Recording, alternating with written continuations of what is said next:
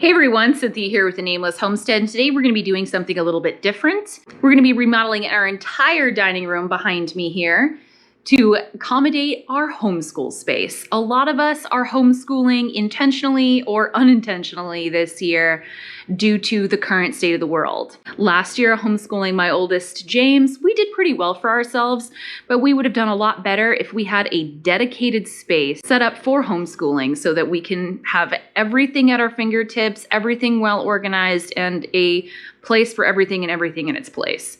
So we're gonna start that process today. It's gonna be the full shebang. Let me turn the camera around and show you. So this is my dining room area. We have these absolutely gorgeous windows to give us amazing lighting, which I love. We hardly have to even use light fixtures in this space during the daytime. And speaking of light fixtures, one of the first things to go is gonna be that ugly sucker. It is just placed in such a way that everything about it is awkward. And then the next thing that we're gonna be doing is painting this wall a nice calm color. We're looking for soothing tones to help with focus. My kids have enough energy as it is, so we're not going to be using primary colors.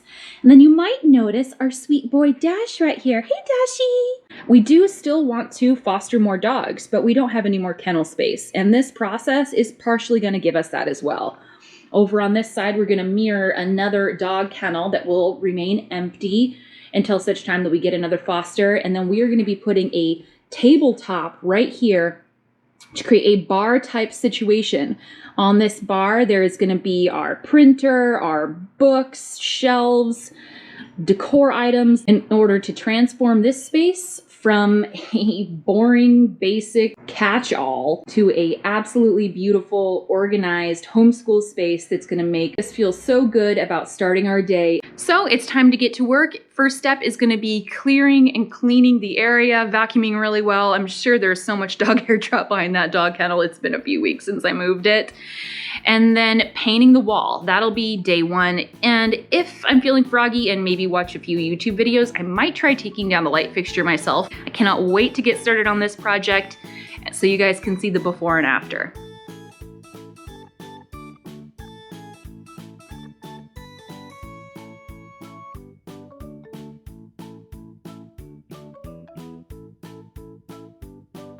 So pro tip, these little Rubbermaid mops with the microfiber padding make fantastic wall mops. All right, now that we got everything all cleaned up, let's get to painting.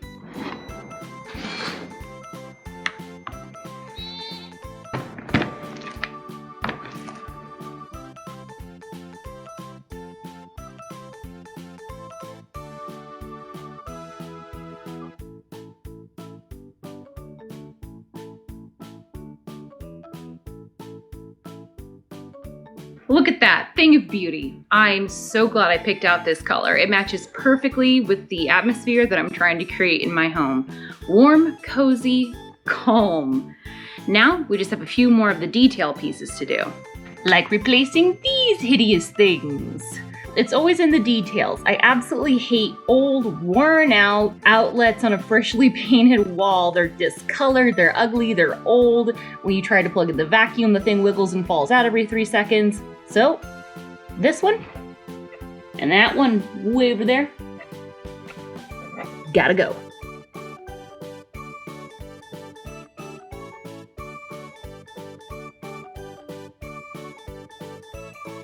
Good morning and welcome back to the second phase of the project, and boy don't I have some exciting updates for you guys. Check this out. Ta-da! We've built the table. My darling husband built this for me. It was his first attempt at building real furniture. He's done plenty of building work for tables for his shop and other stuff like that, but so he's a great builder, but he's never quite taken on something quite to this level, and I have to say, I think he smashed it out of the park. I will be editing down the footage that I took while he was doing this build, and we will be posting a separate little vlog about that here soon, so stick around.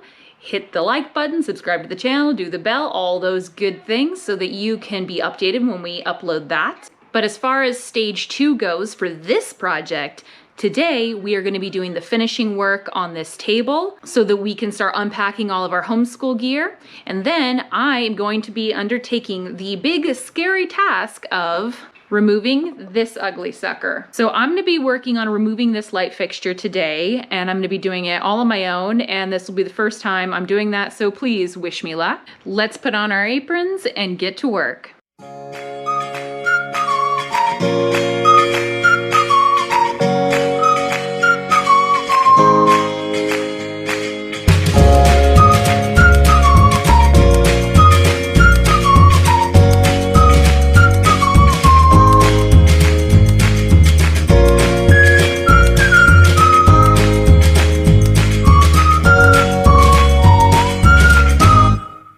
Okay, did a bit of sanding on the table while I waited to confirm all of the tools and materials I would need from people who are wiser than I am to do this project. I've got my ladder and some other items that we're gonna need to get this light fixture out of here. Let's go over those now. I have here some ends for tying off the wires, wire cutters, some electrical tape, and a tester so that when we turn off the power, we can double, triple, quadruple check that there is no current so I don't get shocked, because I do not want to get shocked. This is not a how-to video. This is a vlog. I am not a trained electrician. Do not do this at home, kids. Is it on or off? Off. All right, that's the one.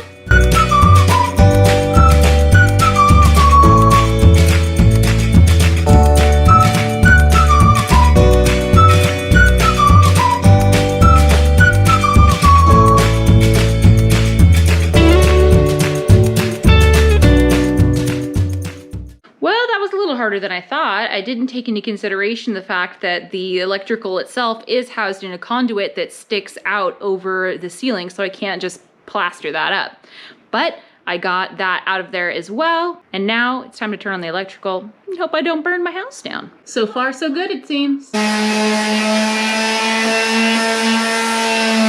Anyway, it's 5 o'clock. I've been at this all day thanks to interruptions from my beautiful, sweet, loving, amazing children, and just life and stuff and things. So I think I'm gonna take a quick break, get dinner on the stove, and then we can get started on staining this bad boy.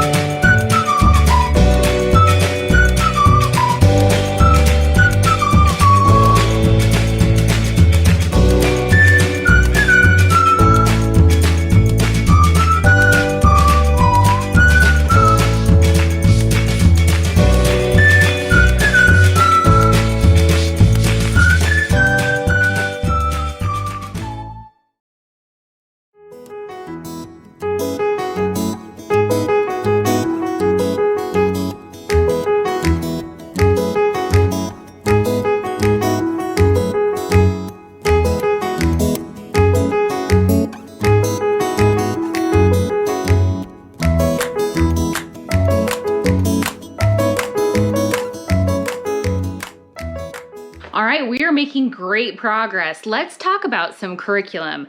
I have been so blessed to be part of a really amazing independent scholar program through my local school district this year. I had a little interview with some of the teachers there, and we got to putting our thinking caps together when we decided on what would be the perfect curriculum for us. The most important thing to me in a curriculum, other than of course it being well-rounded as far as an educational standpoint, is that I could do one lesson that could cover multiple topics simultaneously. That key phrase helped the lady helping me pick out curriculum filter through all of the various curriculums that are available to us through that program and whittle it down to Moving beyond the page. Now, this is not sponsored, I wish, and I have no affiliation with this homeschool program. And this isn't a recommendation as of yet because we haven't gotten started, but I'm going to be giving you my first impressions of this curriculum and kind of show you what it is and what it's about. Probably one of the most interesting things about this curriculum is it doesn't necessarily go by grades.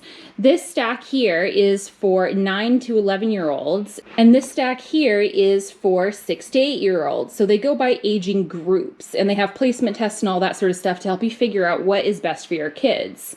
This is important to me because I want to meet my children where they currently are, not where they necessarily need to be based on their chronological age. This is especially helpful because I definitely have a mixed bag as far as learners go. Some of my children take to brick and mortar education and bookwork very, very quickly, and some it's like pulling teeth. So it helps me to help them to be working on the skills that they need to be working on in one area. Maybe they need a little more help in another area. Maybe they are more advanced. So it really helps us to create balance. However, one thing for sure is there is a lot of stuff when it comes to the curriculum. This is probably only about 70% of the 6 to 8-year-old age group curriculum. Unfortunately, due to the current state of the world, everything is on back order and things are coming in really weird and out of order. And then I have this little piddly pile for my 2 kids in the 9 to 11 age group. And yes, look at all of this. It looks like a little piddly pile to me, but when you think about it, it's actually a lot of stuff. However, it is literature based. We're going to be going through The Witch of Blackbird Pond with the kids this year. And then, of course, probably the book that changed my entire life, unsurprisingly, when I was their age, My Side of the Mountain. I am so excited to be able to share this with my 2 older kids later this year. I am beyond excited to be able to be doing an entire, I don't know if you would call it chapter or month-long lesson based around this book. I'm very happy with what I have so far. I really cannot wait to get started. I hope everything else comes in very soon so we can go ahead and actually get started on this program. Now, the one thing I'm having a problem here organizationally is how in the world am I gonna stack all of these books? If any of you guys have any suggestions on how I should better organize this, people who've been homeschooling longer than I have, please comment down below. Let me know what you think. I would really appreciate any input. This is going to be my first year homeschooling all 3 kids. So it's basically like starting all the way from the beginning and for the first time, holding our breath that it goes well, as I'm sure everybody is. I'm going to do a little fiddling around and see what I can't figure out as far as setting up the books, and then we'll do the big reveal.